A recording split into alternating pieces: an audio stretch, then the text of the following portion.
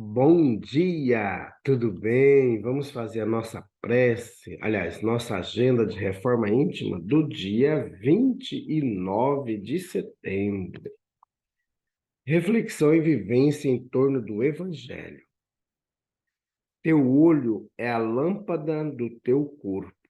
Se teu olho é simples, todo o teu corpo será luzente. Mas se for mau, todo o teu corpo será tenebroso.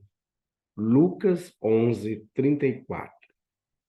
Sugestão para a sua prece diária. Prece de amor pelos parentes e pessoas que nos são queridas.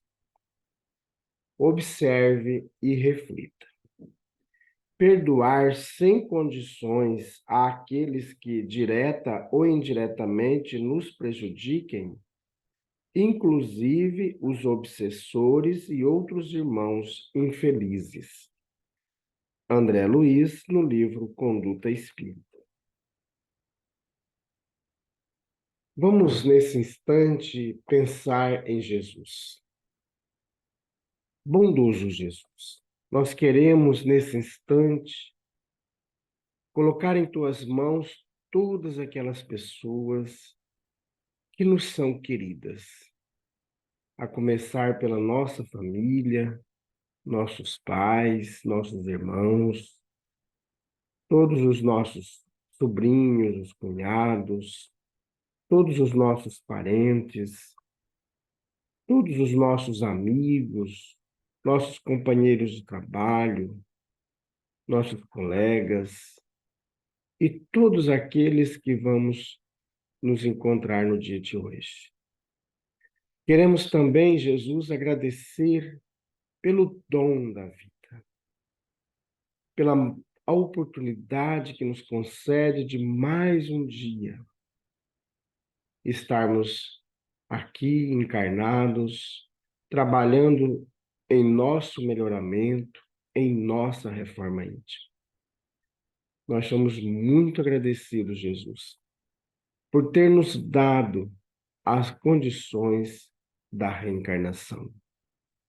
Somos muito agradecidos, Jesus, pelos nossos pais terem aceitado o nosso nascimento.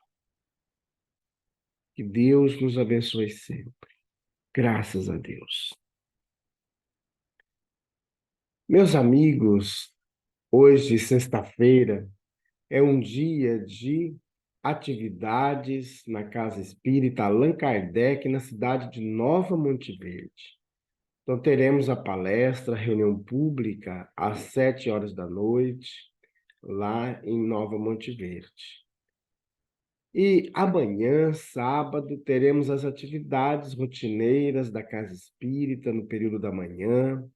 Então, é um momento, é um dia de você levar seu filho, sua criança, para participar conosco desse grande momento de estudo do Evangelho de Jesus.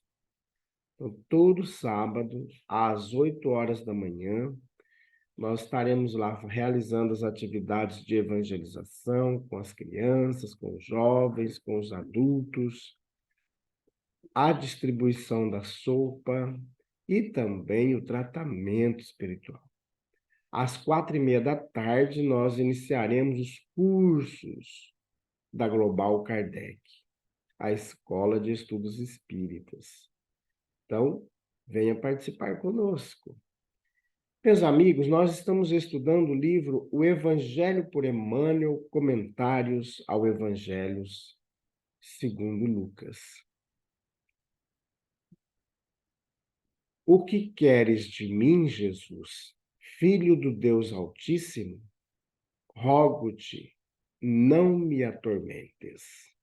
Lucas, capítulo 8, versículo 28. Falsas alegações. O caso do espírito perturbado que sentiu a aproximação de Jesus, recebendo-lhe a presença com furiosa indagações. apresenta muitos aspectos dignos de estudo. A circunstância de suplicar ao Divino Mestre que não o atormentasse requer muita atenção por parte dos discípulos sinceros. Quem poderá supor o Cristo capaz de infligir tormentos a quem quer que seja? E no caso, trata-se de uma entidade ignorante e perversa, que nos íntimos desvarios muito já padecia por si mesmo. A vizinhança do mestre, contudo, trazia-lhe claridade suficiente para contemplar o martírio da própria consciência, atolada num pântano de crimes e defecções tenebrosas. A luz castigava-lhe as trevas interiores e revelava-lhe a nudez dolorosa e digna de comiseração. O quadro é muito significativo para quantos fogem das verdades religiosas da vida, categorizando-lhe o conteúdo à conta de amargo elixir de angústia e sofrimento. Esses espíritos, indiferentes e gozadores, costumam afirmar que os serviços da fé alagam o caminho de lágrimas, enevoando o coração. Tais afirmativas, no entanto, denunciam-nos em maior ou menor escala. São companheiros do irmão infeliz que acusava Jesus por ministro de tormentos. Comunicação de Emmanuel, publicada na obra Pão Nosso, da editora FEB, capítulo 19. Meus amigos, é muito importante essa comunicação de Emmanuel nos orientando, e a gente vê aqui a preocupação do Espírito em relação a Jesus. Quando ele fala assim: o que queres de mim, Jesus, Filho de Deus Altíssimo? Rogo-te, não me atormentes. Jesus não atormenta ninguém, mas a claridade de Jesus brilha, porque Jesus é amor, então Jesus brilha. E esse brilho do Cristo é visto pelos espíritos. Então, essa claridade o cegava, o causava grande transtorno, era um tormento mesmo. Porque o espírito que ali se encontrava era um espírito trevoso, muito inferior, que, como diz na sequência da leitura lá do Lucas, capítulo 8, versículo 28, ele atormentava muito aquela pessoa, né, que, inclusive, as correntes que eram colocadas para amarrar esse senhor, para deixá-lo preso, eles arrebentavam, a força que se dava. Então, a presença do Cristo, a luminosidade de Jesus, causa transtorno para o espírito, porque o espírito é muito inferior e há um sofrimento muito grande, tanto para o obsedado, no caso ali o nosso irmão, que vem ao encontro de Jesus, o Geraseno, mas também os espíritos que o seguem, aqueles espíritos que estão em volta dele causando os grandes transtornos. Nós não sabemos qual era a dívida desse irmão em relação a essa multidão de espíritos. Pode ter sido um rei, alguma coisa nesse sentido, Então, nós não sabemos qual que é a dívida desse irmão. A quem ele foi na outra encarnação dele, ou nas encarnações anteriores, e quem são aqueles espíritos que o obsediam. Nós sabemos que, geralmente, ao ler tanto o livro dos espíritos quanto o livro dos médiuns, nós sempre vamos ver que há uma multidão de espíritos que se ligaram a nós por questões que nós causamos no passado.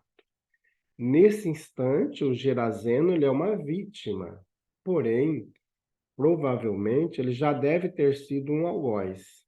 E esses que o seguem, que o perseguem, foram suas vítimas em outras encarnações.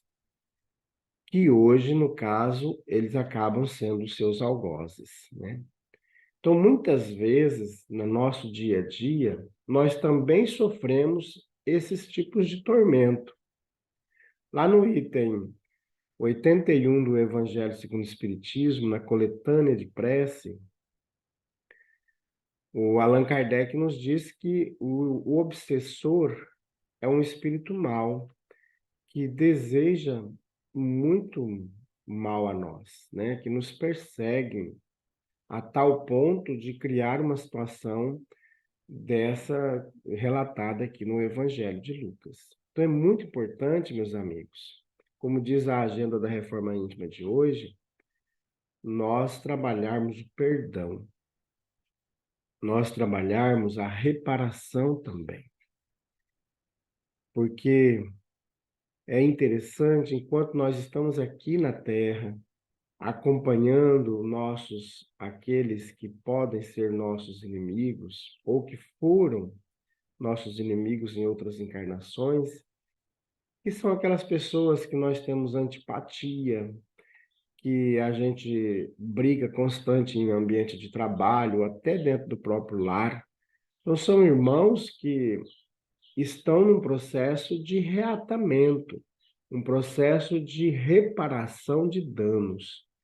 E aí é importante que a gente se conscientize disso, para que a gente não prolongue isso ainda mais. Não vai protelando aí. O Evangelho nos diz que depois que a gente chega ao tribunal, nós seremos colocados à disposição do carcereiro, caso sejamos julgados. E nós só sairemos do presídio o dia que nós pagarmos o último centavo. Então, é interessante a gente se preocupar hoje, no nosso dia a dia, em iniciar as reatações, né? Não sei nem se existe essa palavra, mas começar a reatar, começar a fazer o ato do perdão. Se a gente não tem dificuldade de perdoar, vamos começar pelo menos a fazer uma prece por aquela pessoa que a gente não simpatiza. E também por aqueles que não simpatizam com a gente. Tem muita gente que não gosta da gente, e às vezes a gente não percebe, a gente acha que está abafando. Não. Então, tem muitas pessoas que também não gostam da gente por diversas situações que a gente provavelmente faz. E que às vezes a gente nem percebe que está magoando, que está ressentindo com atitudes que a gente tem. E assim como a gente se magoa, a gente se chateia com o outro, com atitudes do outro, também muitos se chateiam com a gente. Então a gente tem que ter essa consciência que a gente também chateia outros. Então, chamando atenção para a luminosidade do Cristo, então nós temos à nossa disposição o Evangelho de Jesus que vai nos orientar nessa condução. Também não podemos nos forçar a fazer uma amizade ou reatar uma situação que a gente ainda não está preparado para isso. Porque isso pode causar mais transtorno também para a gente. Ficar forçando uma situação que a gente não está preparado para isso. mas devemos sempre buscar nos orientar com Jesus. Então, Jesus não nos irá atormentar e nem atormenta o espírito, ou os espíritos que estão naquele irmão, porque Jesus não causa tormento. Mas devido à inferioridade tamanha do espírito, ele se sente de fato atormentado. É como você acender uma luz e você está num quarto escuro. A gente fica atormentado ali, fica colocando a mão nos olhos, tentando ir acostumando com a claridade. Então, Jesus é a claridade. Jesus é a cura, Jesus é a liga, Jesus é o caminho, é a verdade, Jesus é a vida. É o bom pastor, aquele que dá a vida e dá a vida em abundância. Então, meus amigos, é um chamamento aí para nós, né? Para que a gente possa trabalhar no nosso coração esse amor e ir tirando também de nós todo esse desejo de vingança, esse desejo que vai causando grandes transtornos em nós. Então, busquemos na prece, busquemos na prática de caridade o nosso equilíbrio. Então, vamos fazer prece e nos manter firmes nesse dia. Graças a Deus. Bondoso Jesus, nós queremos agradecer a cada dia ao Emmanuel, a Chico Xavier, por terem colaborado com Cristo na divulgação do Evangelho, clareando para nós ainda mais os ensinos de Jesus, abrindo portas dentro de nós, para que afastemos de nós toda ira, toda vingança, todo ódio, que vamos trabalhando individualmente e coletivamente para o nosso aperfeiçoamento, para a nossa moralidade. Amado Mestre Jesus, fica conosco. Graças a Deus, que Deus seja louvado. Meus amigos, tenhamos um bom dia. Fiquemos em paz e que Deus nos abençoe a todos.